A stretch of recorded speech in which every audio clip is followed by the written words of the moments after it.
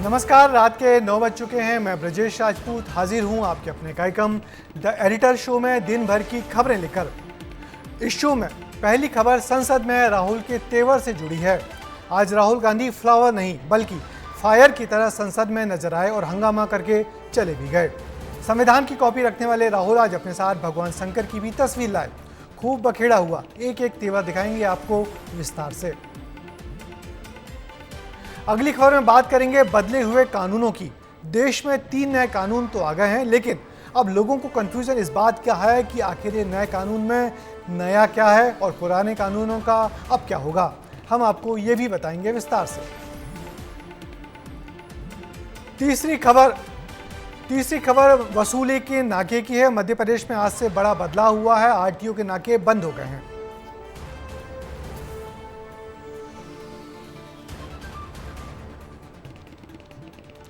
चौथी खबर हम आपको बताएंगे कि किस तरीके से हाउस में नर्सिंग घोटाले को लेकर जमकर हंगामा हुआ और सदन में इस बात को लेकर चर्चा हुई कि नर्सिंग घोटाले पर अब कल होगी चर्चा।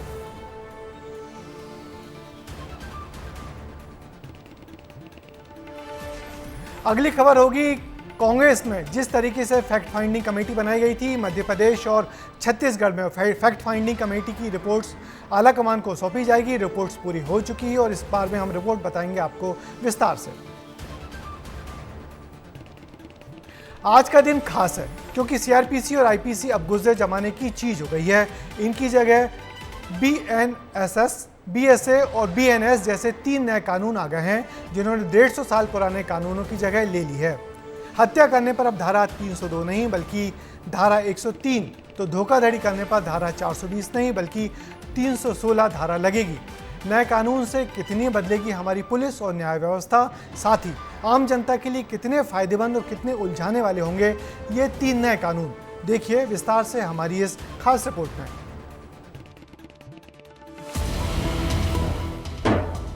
सुनो सुनो सुनो, इस कानून का सभी स्वागत करें।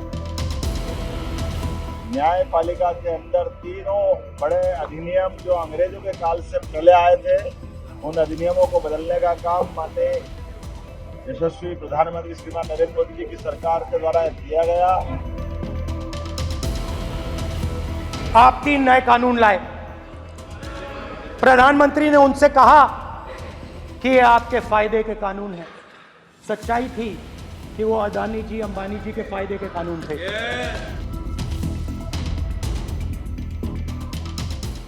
जैसे ही घड़ी में 12 बजे तो ग्वालियर और दिल्ली में हुए अपराध को नई कानूनी धाराओं के तहत दर्ज किया गया। देश में 3 नए कानून लागू हो चुके हैं। 51 साल पुराने सीआरपीसी की जगह भारतीय नागरिक सुरक्षा संहिता यानी बीएनएसएस ने ले ली है। वहीं आईपीसी की जगह भारतीय न्याय संहिता ने ले ली है और इंडियन एविडेंस एक्ट की जगह भारतीय साक्ष्य अधिनियम ने ले ली है। अंग्रेजों के बनाए हुए कानून निरस्त होकर भारत की संसद ने बनाए हुए कानून आए। दंड की जगह न्याय लेगा, देरी की जगह स्पीडी ट्रायल और स्पीडी जस्टिस मिलेगा।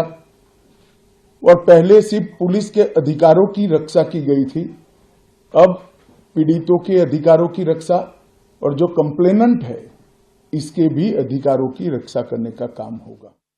ब्रिटिश शासन के दौरान लाए गए आईपीसी, सीआरपीसी को भूलना होगा और अब बीएनएस, बीएनएसएस और बीएसए को याद रखना होगा। 3 नए कानून के तहत कई धाराएं भी बदली हैं। पहले उन्हें देखें और समझें कि अब हत्या के अपराध पर धारा 302 की जगह धारा 103 लगेगी। हत्या के प्रयास में धारा 307 की जगह धारा 109 लगेगी। गैर इरादतन हत्या के अपराध पर धारा 303 की जगह धारा 105 लगेगी। रेप और गैंगरेप के अपराध में धारा 375, धारा 376 की जगह धारा 63, 64 और 70 लगेगी। छेड़छाड़ के आरोप में धारा 354 की जगह धारा 74 लगेगी। सबसे ज्यादा फायदा में नजर आ रहा है कि पुलिस की रीट्रेनिंग हो रही है, मिलियंस की रीट्रेनिंग हो रही है और रीट्रेनिंग होती जाएगी। जो कि हम लोग पीरियोडिक ट्रेनिंग करते थे, वो होलसेल ट्रेनिंग हो रही है। और होलसेल ट्रेनिंग किस चीज के लिए? ट्रांसपेरेंसी के लिए, अकाउंटेबिलिटी के लिए, टेक्नोलॉजी के लिए, विक्टिम के राइट्स के लिए, वुमेन विक्टिम्स के लिए, सो अदालतों में स्पीडी ट्रायल के लिए सीआरपीसी में जहां कुल 484 धाराएं थीं, वहीं भारतीय नागरिक सुरक्षा संहिता में 531 धाराएं हैं। इंडियन एविडेंस एक्ट में कुल 167 धाराएं थीं और वहीं अब उसकी जगह भारतीय साक्ष्य अधिनियम में कुल 170 धाराएं होंगी। पहले आईपीसी में 511 धाराएं थीं, अब उसकी जगह भारतीय न्याय संहिता में कुल 358 धाराएं होंगी। बहुत आसान शब्दों में अगर आपको समझाएं कि इन 3 कानूनों के आ जाने के बाद से पहली बार क्या कुछ बदलाव किए गए हैं, तो बता दें कि आतंकवाद को पहली बार परिभाषित किया गया है। राजद्रोह की जगह देशद्रोह अब अपराध माना जाएगा। मॉब लिंचिंग में आजीवन कारावास या फिर सजाए मौत दी जाएगी। 0 एफआईआर यानी EFIR का भी प्रावधान है। जांच की प्रगति रिपोर्ट भी अब मिलेगी। एफआईआर, चार्जशीट, जजमेंट आदि में डिजिटल तकनीक का भी इस्तेमाल किया जाएगा। भगोड़े अपराधियों की संपत्ति अब जब्त होगी। शादीशुदा महिला को फुसलाना अपराध कहलाएगा। वहीं अप्राकृतिक यौन संबंध बनाना अपराध की श्रेणी से बाहर रखा गया है। लेकिन ये जो कानून आज से लागू किए जा रहे हैं, इनमें गलत इस्तेमाल की जितनी गुंजाइश है, इससे पहले जो कानून थे उनमें इतनी गुंजाइश नहीं थी। और हमने आमतौर पे देखा है कि हुकूमत को मौका मिलता है तो कानूनों का गलत इस्तेमाल करते हैं। ये कानून को इतनी जल्दी नोटिफाई करने की क्या जरूरत थी, इसका कुछ पता नहीं है। बिना चर्चा के इनको लाना क्यों जरूरत थी, इसका पता नहीं है। निश्चित तौर पर धीरे धीरे जब ये कोर्ट पहुंचेंगे तो ये कानून वापस लिए जाएंगे। जिस तरह से ये कानून लिखे गए हैं, जिस तरह से उसमें लचीलापन है, उससे जो पुलिस की डिस्क्रिशन है वो इतनी ज्यादा बढ़ जाती है कि आम आदमी की परेशानी आने वाले दिनों में बढ़ने वाली है। नए कानूनों के तहत आपराधिक मामलों में फैसला मुकदमा पूरा होने के 45 दिन के अंदर आएगा और पहली बार सुनवाई के 60 दिन के अंदर आरोप तय हो जाएंगे। माना जा रहा है कि इससे न सिर्फ पुलिस जांच में तेजी आएगी, बल्कि कोर्ट की कार्रवाई में भी तेजी आएगी और जल्द निर्णय होंगे। जांच और फैसलों में तेजी के लिए अब ईमेल, मोबाइल मैसेज भी प्रूफ के तौर पर स्वीकार किए जाएंगे। इससे कोर्ट में तारीख पे तारीख वाली स्थिति नहीं बनेगी और केस जल्दी निपटाए जा सकेंगे।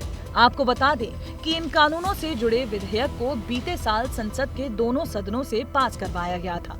कई आलोचकों का कहना है कि इन विधेयकों में कुछ भी खास नया नहीं है, क्योंकि पुराने कानूनों के ज्यादातर प्रावधानों को नई संख्या और लेबल के साथ बरकरार रखा गया है। कांग्रेस समेत कई विपक्षी दल इस कानून का विरोध कर रहे हैं। विपक्षी दलों का कहना है कि इस कानून को बिना किसी व्यापक चर्चा के लागू कर दिया गया। अब विपक्ष मांग कर रहा है कि नए आपराधिक कानूनों की फिर से जांच की जाए, क्योंकि विपक्ष ये दावा कर रहा है कि नए कानून देश को पुलिस राज्य में बदलने की नींव रखते हैं। ब्यूरो रिपोर्ट, विस्तार न्यूज। इन दिनों हमारे देश की अदालतों में 5 करोड़ से ज़्यादा पुराने केस चल रहे हैं, जिनको पुराने कानूनों की मदद से ही सुलझाया जाएगा। तो अब नए केस नए कानूनों की धाराओं में दर्ज होंगे। इससे पुलिस और अदालतें नए और पुराने कानूनों में चक्करगिद्दी होती रहेंगी। हालांकि नए कानून में समय सीमा में केस के निपटारों पर जोर दिया गया है, मगर पुलिस हिरासत की अवधि बढ़ाने से पुलिस उत्पीड़न बढ़ने का खतरा बढ़ गया है। साथ ही हिट एंड रन केस में 10 साल की सजा का प्रावधान भी बना हुआ है, जिसका पिछले दिनों काफी विरोध हुआ था। तो आज संसद में राहुल गांधी का दिन था। राष्ट्रपति के अभिभाषण के धन्यवाद प्रस्ताव पर बोलते हुए राहुल नए अवतार में दिखे और अपने भाषण में उन्होंने किसी को नहीं छोड़ा। प्रधानमंत्री मोदी से लेकर स्पीकर ओम बिरला तक को राहुल ने जमकर निशाना बनाया। नीट परीक्षा से लेकर अग्निवीर तक 20 मुद्दों पर राहुल बोले, मगर हिंदुओं पर दिए उनके बयान पर बीजेपी हमलावर हो गई और बीजेपी के सभी बड़े नेताओं ने उन पर सख्त कार्रवाई की मांग की है। देखिए राहुल ने आज संसद में ऐसा क्या बोला जो दिन भर चर्चा का विषय बन गया। Speaker sir, NEET students spend years and years preparing for their exam. Their family supports them financially, emotionally. And the truth is that NEET students today do not believe in the exam. प्रधानमंत्री जी की picture कैसी होने वाली है, इसका पिछले 1 महीने से अंदाजा लगा है। NEET page paper leak, UGC NEET paper leak, NEET under graduation रद्द। संविधान की कॉपी दिखाकर एक बार फिर राहुल गांधी ने बतौर नेता प्रतिपक्ष अपने इरादे बता दिए हैं। 90 मिनट के भाषण की शुरुआत हल्की मस्ती मजाक से शुरू होते हुए हंगामे पर खत्म हुई। राहुल नीट मुद्दे को लेकर सरकार पर लगातार हमलावर हैं। वो बार बार स्पीकर से इस मुद्दे पर चर्चा करने की मांग कर रहे हैं और आज भी कुछ ऐसा ही हुआ। Speaker sir, NEET students spend years and years preparing for their exam. Their family supports them financially, emotionally. And the truth is that NEET students today do not believe in the exam. Because they are convinced that the exam is designed for rich people, not meritorious people. Rahul Gandhi ने सरकार पर आरोप लगाते हुए कहा कि NEET जैसे professional exam को भी सरकार ने कमर्शियल बना दिया है। युवाओं को आर्मी में अपॉर्चुनिटी मिलती थी, अग्निवीर उनके लिए आपने दे दिया, वो खत्म कर दिया, रास्ता ब्लॉक कर दिया। पब्लिक सेक्टर को आप प्राइवेटाइज करते हैं, वो रास्ता बंद कर दिया। और अब एक नया फैशन निकला है, नीट।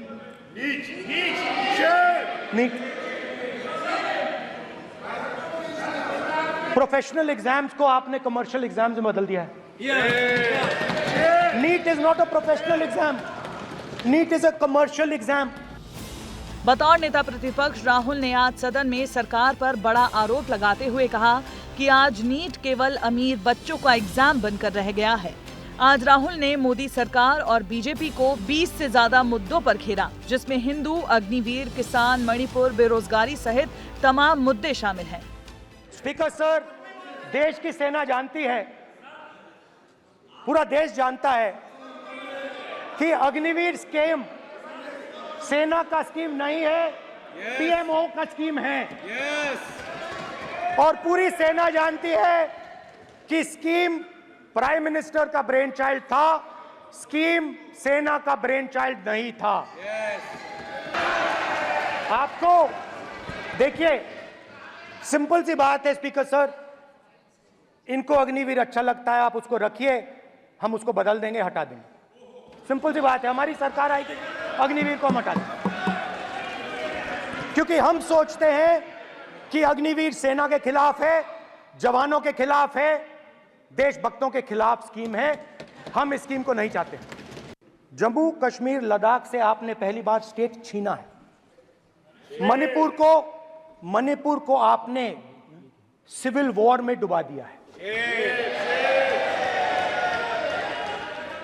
मणिपुर को आपने और आपकी योजनाओं ने, आपकी पॉलिटिक्स ने जला दिया है। और आज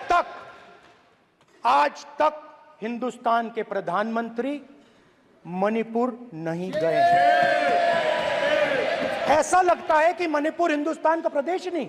हिंदू धर्म में साफ लिखा है, सत्य के साथ खड़ा होना चाहिए, सत्य से पीछे नहीं हटना चाहिए, सत्य से नहीं डरना चाहिए। अहिंसा हमारा प्रतीक है। अभय मुद्रा, ऐसे कीजिए, अभय मुद्रा। सिर्फ यही नहीं, राहुल ने स्पीकर ओम बिरला पर तीखी टिप्पणी भी की। उन्होंने स्पीकर से अपनी मुलाकात को याद किया और बताया कि जब स्पीकर ने उनसे मुलाकात की थी तो उन्होंने सीधे खड़े होकर हाथ मिलाया था, लेकिन वही प्रधानमंत्री से मिलते वक्त उनका अंदाज थोड़ा अलग था। When Modi ji went and shook your hand, and I went and shook your hand, I noticed something. When I shook your hand, you stood straight like this and shook my hand. And when Modi ji shook your hand, you bowed down and shook his hand. नेता प्रतिपक्ष राहुल गांधी की ओर से संसद में दिए गए बयान पर अब बीजेपी ने भी पलटवार किया। केंद्रीय मंत्री अश्विनी वैष्णव ने कहा कि राहुल गांधी को भारतीय संस्कृति की जानकारी नहीं है। राहुल जी ने पहली बार कोई जिम्मेदारी संभाली है। हमेशा जिंदगी में पावर एंजॉय करना, लेकिन जिम्मेदारी नहीं रखना। लेकिन पहली बार जिम्मेदारी संभालने के बावजूद आज उन्होंने अति गैर जिम्मेवाराना स्टेटमेंट्स दिए हैं। अब जरा रुकिए, राहुल का एक और रवैया दिखाते हैं। इतनी बेबाकी से संसद में अपनी बात रखने के बाद जब राहुल बाहर निकले तो उनका कॉन्फिडेंस 7वें आसमान पर था। मीडिया के सवालों का जवाब देने की बजाय राहुल खुद पूछने लगे कि उन्हें उनका भाषण कैसा लगा। पहली स्पीच थी एज एन एलओपी, अच्छी लगी बात रखा है आपको? अच्छी लगी? आपको अच्छी लगी? हमारी लगी। हमारा तो सर फैक्ट से बात है, आपने जो फैक्ट रखे सरकार की तरफ से कई मिनिस्टर्स काउंटर कर रहे थे। ये कहा जा सकता है कि राहुल के आज के रूप ने सत्ता पक्ष को बरगला दिया है। उनके भाषण के दौरान खुद प्रधानमंत्री को अपनी कुर्सी से कई बार उठना पड़ा है। अब मामला आगे बढ़ रहा है। तमाम बीजेपी नेताओं ने राहुल के स्पीकर पर आरोप लगाने से लेकर भगवान शिव की तस्वीर सदन में दिखाए जाने की निंदा की है। अब देखना होगा कि क्या राहुल गांधी के खिलाफ कोई एक्शन लिया जाता है या वे खुद एक ट्रेलर दिखाकर आगे शांत रवैये के साथ अपनी नई नवेली कुर्सी और जिम्मेदारी को संभालने का काम करते हैं।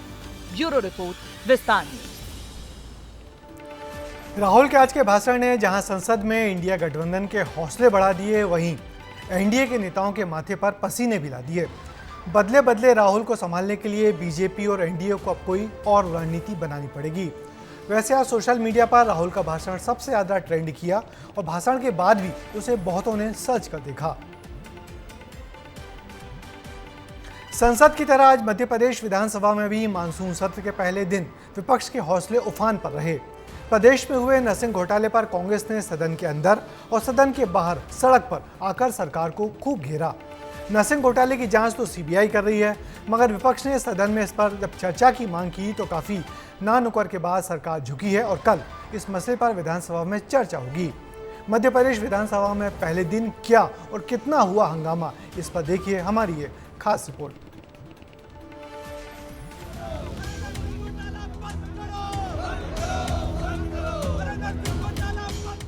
मध्य प्रदेश में विधानसभा सत्र का पहला दिन हंगामों से भरा रहा। विपक्ष ने न केवल सदन के अंदर बल्कि बाहर भी जमकर प्रदर्शन किया। आवाज बुलंद थी और मांग केवल एक, विश्वास सारंग का इस्तीफा।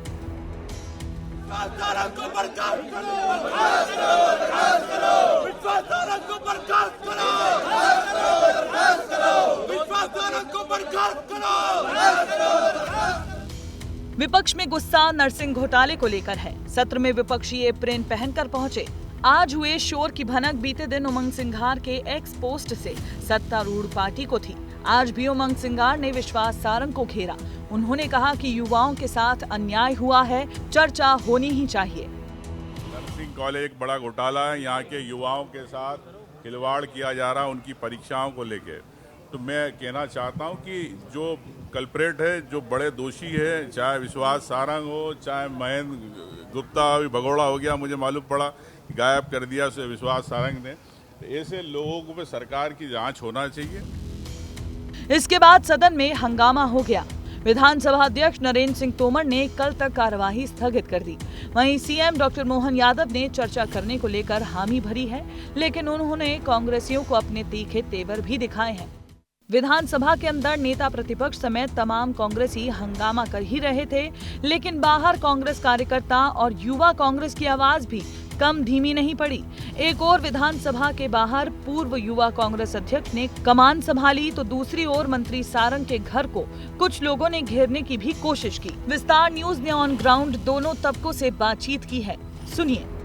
हमारे साथ में विक्रांत भूरिया हैं, कांग्रेस के विधायक हैं और बहुत मुखर तरीके से ये जो नरसिंह घोटाला है इसका विरोध कर रहे हैं। किस तरीके का विरोध प्रदर्शन है, आप लोगों की क्या मांग है? देखिए, ये लड़ाई सत्ता से इनको हटाने की लड़ाई है। जिस तरह से युवाओं का भविष्य पूरी तरह से इन्हें चौपट कर दिया। पहले व्यापम के माध्यम से फर्जी डॉक्टर तैयार करे गए, अब नर्सिंग घोटाले के माध्यम से फर्जी पैरामेडिकल स्टाफ। तो आम आदमी की जान बचाने की जवाबदारी किसकी रहेगी? नरसिंह फर्जीवाड़े मामले को लेकर विश्वास सारंग का बगला घेरने के लिए निकले कांग्रेसियों को लिंक रोड एक में ही रोक दिया गया और लिंक रोड एक से ये विश्वास सारंग के बगले की तरफ जा रहे थे। तस्वीरें देख सकते हैं। सिर्फ यही नहीं, पूरे मध्य प्रदेश के अलग अलग जगहों पर भी नरसिंह घोटाले को लेकर कांग्रेस ने विरोध प्रदर्शन किया है। ये प्रदर्शन इसीलिए हो रहा है क्योंकि साल 2020 में उजागर हुए इस घोटाले की जांच में खुद सीबीआई अफसर पर गाज गिरी थी और 4 अधिकारियों समेत 23 लोगों पर एफआईआर दर्ज हुई। इतना ही नहीं, इस घोटाले ने प्रदेश के 1 लाख से ज्यादा छात्रों के भविष्य के साथ खिलवाड़ किया है। ऐसे में विपक्ष इस मुद्दे को लेकर सरकार को घेरने की योजना बना चुका है। ब्यूरो रिपोर्ट, विस्तार न्यूज। व्यापम घोटाले की आग से जली बीजेपी सरकार नरसिंह घोटाले में भी अब फूंक फूंक कर कदम रख रही है। वैसे सीबीआई इसकी जांच तो कर रही है, मगर उसके इंस्पेक्टर ही इस मामले में रिश्वत लेते धरे गए हैं। आज इस मामले में कांग्रेस ने सदन से लेकर सड़क तक जो तेवर दिखाए, उससे कल होने वाली चर्चा के चर्चे अभी से होने लगे हैं। अब सवाल ये है कि सरकार चर्चा को तैयार होकर भला किसको निशाने पर रख रही है। मध्य प्रदेश और छत्तीसगढ़ में विधानसभा और लोकसभा चुनाव में मिली हार के बाद कांग्रेस अब अपनी बीमारी का इलाज ढूंढने निकल पड़ी है। दोनों प्रदेशों में पार्टी के बड़े नेता फैक्ट फाइंडिंग के नाम पर लगातार बैठकें कर रहे हैं। इन बैठकों से जो छनकर आया है, उससे साफ है कि हार के वही पुराने कारण गिनाए जा रहे हैं, जैसे नेताओं की गुटबाजी और कार्यकर्ताओं की उदासीनता। इससे साफ है कि 140 साल पुरानी इस पार्टी को अब तक अपनी पुरानी बीमारी को दूर करना आया नहीं। दोनों प्रदेशों की कांग्रेस बैठकों का निचोड़ क्या रहा, देखिए हमारी इस रिपोर्ट में। कांग्रेस ने पकड़ी बीमारी, अब किसे मिलेगी जिम्मेदारी।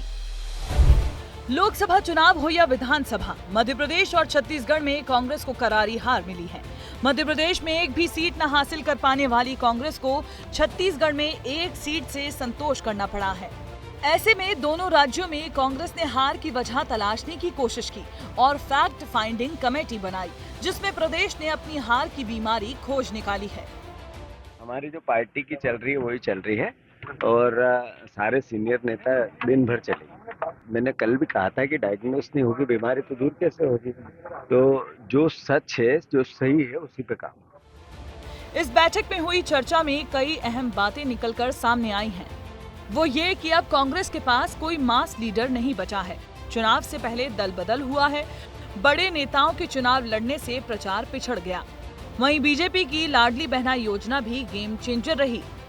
महाराष्ट्र के पूर्व मुख्यमंत्री पृथ्वीराज चौहान, सप्तगिरी उल्का और जिग्नेश मेवाड़ी ने हारे प्रत्याशियों से चर्चा की है, लेकिन बीजेपी इस कमेटी को निशाने पर ले रही है। बीजेपी प्रवक्ता का तो कहना है कि बाहरी लोग प्रदेश कांग्रेस की बीमारी का पता कैसे लगा सकते हैं। कांग्रेस की फैक्ट फाइंडिंग कमेटी आई, बड़े बड़े दावे किए जा रहे हैं, सभी लोगों से चर्चा करेंगे, वरिष्ठ नेताओं से चर्चा करेंगे, हारे जीते प्रत्याशियों से चर्चा करेंगे, फिर निष्कर्ष पे निकालेंगे, नई टीम बनाएंगे। सबको पता है कुछ होने जाने वाला नहीं। जो खुद चुनाव हारे हुए हैं, जो खुद स्क्रीनिंग कमेटी के मेंबर हैं, सप्तगिरी उल्का, वो तो जिम्मेदार है चुनाव के हार के। अब यह लोग क्या निष्कर्ष निकालेंगे? पृथ्वीराज चौहान जो खुद मध्य प्रदेश महाराष्ट्र से नकारे हुए हैं, वो मध्य प्रदेश के बारे में क्या जानकारी निकालेंगे? छत्तीसगढ़ में भी कांग्रेस की समीक्षा बैठक पूरी हो चुकी है।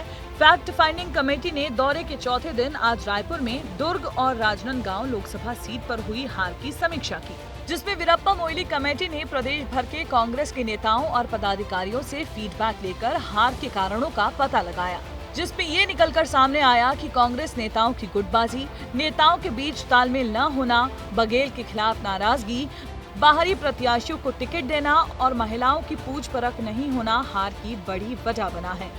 इन तमाम वजहों से कांग्रेस पार्टी की छत्तीसगढ़ में करारी शिकस्त हुई। 2019 में 2 सीटें जीतने वाली कांग्रेस 2024 में 1 सीट पर ही सिमट गई। वहीं सीनियर नेताओं ने कमेटी को सुझाव दिए हैं, तो बीजेपी ने कांग्रेस की हार की समीक्षा बैठक को लेकर भी तंज कसा है।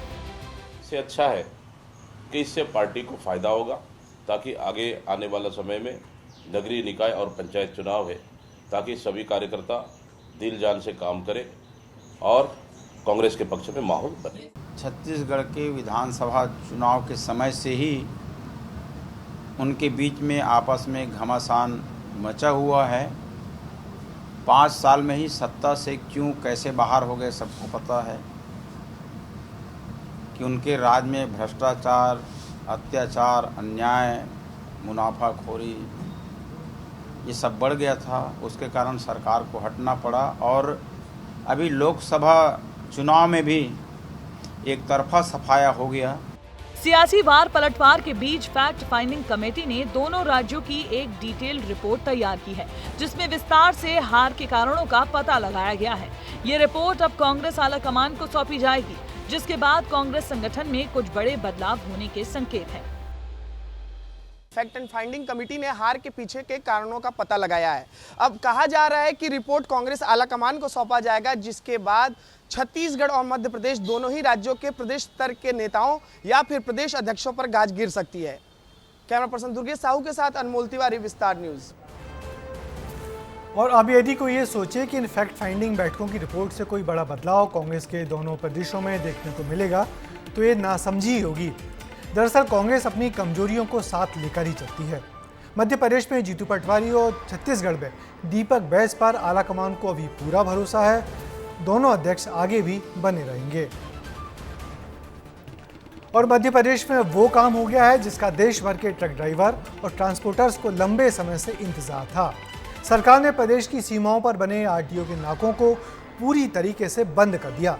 इनसे अवैध वसूली की शिकायतें लगातार आती थीं, जिससे पूरे देश में मध्य प्रदेश सरकार की बदनामी होती थी। मोहन यादव सरकार के इस बड़े फैसले के क्या होंगे असर, देखिए इस रिपोर्ट में। अवैध वसूली पर सरकार सख्त, आरटीओ चेकपोस्ट हुए बंद। एमपी में आया गुजरात मॉडल। 1 जुलाई से देश में जहां 3 नए कानून लागू हुए, वहीं मध्य प्रदेश में भी 1 जुलाई से अंतरराज्यीय सीमाओं पर परिवहन जांच चौकियां यानी आरटीओ चेकपोस्ट बंद कर दिए गए हैं। इस नई व्यवस्था से भारी वाहनों के संचालकों को असुविधा नहीं होगी। दरअसल एमपी के दूसरे राज्यों से आने वाले वाहनों से आरटीओ बैरियर पर अवैध वसूली की जा रही थी। इसकी शिकायत मिलने के बाद चेकिंग पॉइंट को बंद करने के निर्देश दे दिए गए। इनको बंद करने के साथ ही गुजरात का model road safety and enforcement checking point की व्यवस्था की जाएगी। इन जो आरटीओ के चेक पोस्ट हैं, जो राज्य से बाहर के आवागमन के वाहनों के लिए अपनी भूमिका अदा करते हैं, इन सारे चेक पोस्ट पर सभी जिला प्रशासन के साथ हमने तालमेल करने के लिए और यहाँ होने वाली अव्यवस्थाओं के लिए, खास करके जबरन वसूली के या अन्य प्रकार की जो शिकायतें मिलती रहती है, इनको सबको दूर करके साफ सुथरे ढंग से जो आरटीओ का अपना मूल काम है उस काम को करने के लिए प्रबंधन किए गए।